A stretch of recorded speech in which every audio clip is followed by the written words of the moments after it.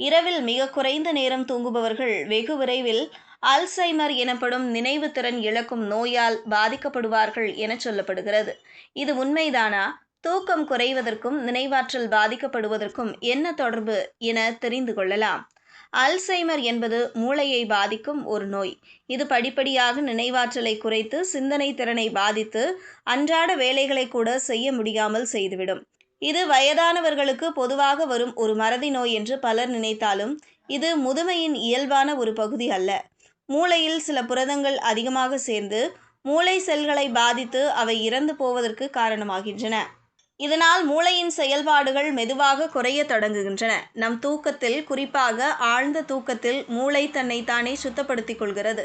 பகல் முழுவதும் மூளையில் சேரும் தேவையற்ற கழிவுப் பொருட்களை, குறிப்பாக அல்சைமர் நோய்க்கு காரணமான அமிலாய்டு புரதங்களை தூக்கத்தின் போது மூளை வெளியேற்றுகிறது.